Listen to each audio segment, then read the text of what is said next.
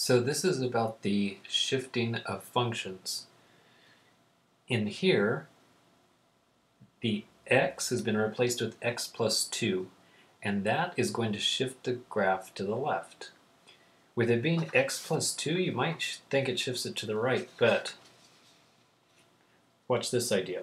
Y is equal to x squared, so we're going to start with an example that is a little bit simpler, easier, and then we'll build up. So y equals x squared is a parabola that opens up.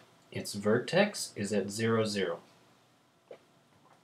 Now, in order to move this parabola, all you really have to do is grab it by the vertex and then shift it to the left, or shift it to the right, or shift it to the left, shift it up, shift it down, wherever you want it to go. So notice over here, if you put x equal to 0, so in other words, you take this and you set x equal to 0, then you'd have y is equal to 0 squared, so y is equal to 0. So that's then telling you 0, 0 is the vertex. Okay, now what if we shift it? Y equals x plus 2 is squared. So what if we replace the x with x plus 2? Then which way does it go? Well, this is only affecting the x. I'm not adding something to the y. In here, I'm adding 2 to the x. So that means that it's been shifted either to the left or to the right. Since the y is not affected, it has not been moved up or down. If it's not been moved up or down, then the y is still equal to 0. Well, if the y is equal to 0, we would have this. In order to find out what x is, take the square root of both sides, and here it comes. In order to solve for x, you need to get rid of this 2, so subtract 2 from both sides, and then that is where the x goes, to -2. So this right here, this step right here, is the reason that whatever's in here, you actually do the opposite. You actually subtract 2 or move to the left by 2. And so this one would look like this. So with a plus 2 in there, it's moving it to the left.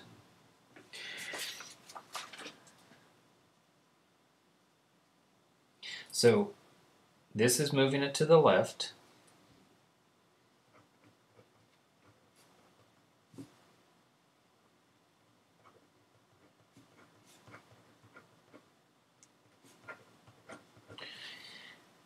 And then if it moved 2 to the left, that means x equals -2.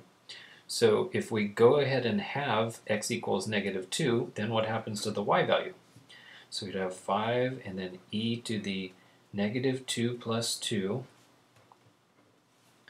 And so this would become e to the 0, which is 1. So we'd have 5 times 1 plus 6. So then the y value is up there at 11. 5 plus 6 is 11. So this is saying no matter what you get here, add 6 to it. So what's happening right here is that the y value is, no matter what it is from the e function and the 5, you're always going to add 6 more. So that means this one didn't have that plus 6. That means that the y values are always going to have 6 more. That's shifting it up by 6.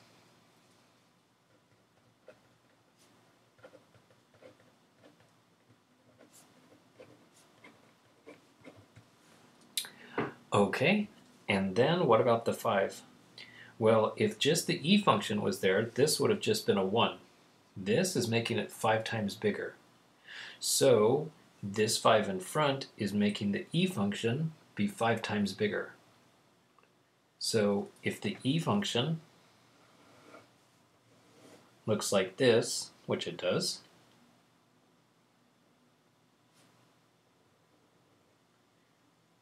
then 5 times the e function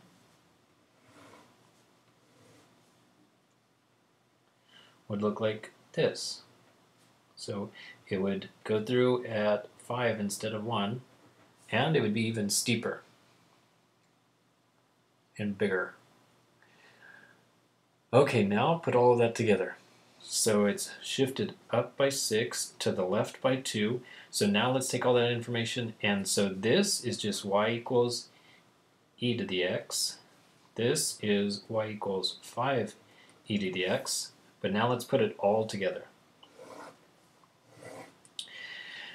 So in order to shift this graph, we could take, there's this one important point right here, and we could go ahead and shift it to the left by 2 and up by 6.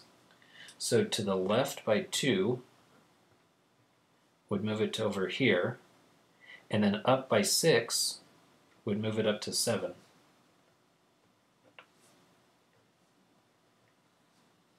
So we'd have that. So it's been shifted to the left by 2 and up, and now make it 5 times bigger, so just make it look big and steep and strong, growing up like that to infinity.